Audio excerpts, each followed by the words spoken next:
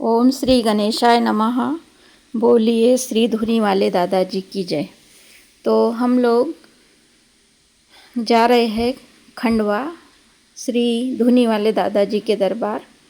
और मेरी 2 साल का जो डीएड हुआ था खंडवा से ही, टीचरशिप का जो ट्रेनिंग था, क्रिश्चियन महिला बुनियादी प्रशिक्षण से मेरा वहाँ पे ट्रेनिंग हुआ था।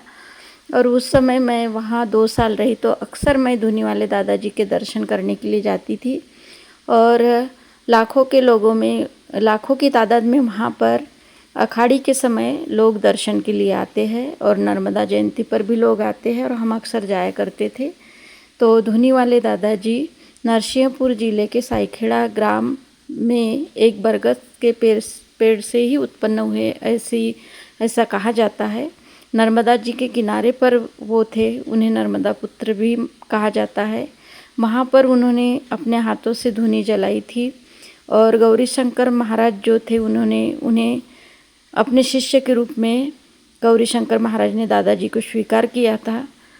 और उसके बाद में वो खंडवा आए थे, और वहाँ पर अपने हाथों से उन्होंने धुनी प्रज्वलित की थी।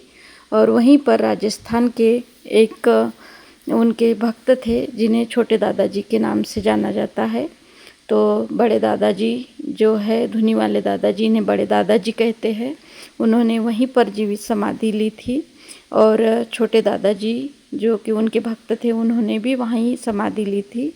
और उस समय जो ये घोड़ा गाड़ी, बग्गी और उस समय के पलंग, उस समय भक्तों ने जो कार वगैरह भेंट करी थी धुनी वाले दादाजी की, तो उनकी यादगार में उस समय की सभी वस्तुएं यहाँ पर सुरक्षित रखी गई है।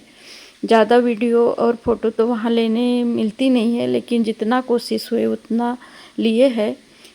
पहले जब हम जाते थे तो दादाजी के समाधि के पास बहुत समय तक ऐसे यानी हम लोग खड़े रहते थे, अपना मन में भाव बनाकर दादाजी की समाधि में कि दादाजी के हम पैर दबा रहे हैं, ऐसा यानी सब कुछ वहाँ पे रहने के लिए बहुत समय तक मिलता था। लेकिन अभी दिनों दिन लोगों की भीड़ बढ़ती जा रही है, तो तुरंत दर्शन लेके जल्दी से ही बाहर निकलना पड़ता है। और ये भव्य मंदिर बहुत ही सुंदर, अब पहले की अपेक्षा काफ़ी बहुत बढ़िया बन गया है। और वहाँ पर महाप्रसाद की भी सुविधा है। वहाँ पे हमने महाप्रसाद ग्रहण किया। और अभी तो मेरी शादी को 26 साल हो गए, उसके 2-3 साल पहले मैं वहाँ पे डीएड की ट्रेनिंग ली थी।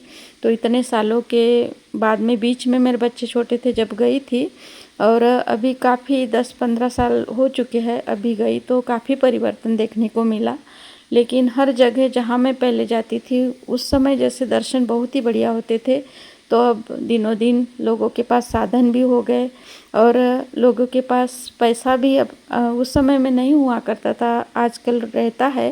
तो काफ़ी जगह पर यानी जो भी धार्मिक स्थल है, लोगों की संख्या दिन बर दिन बढ़ते जाती है, तो वैसे ही यहाँ पर भी है।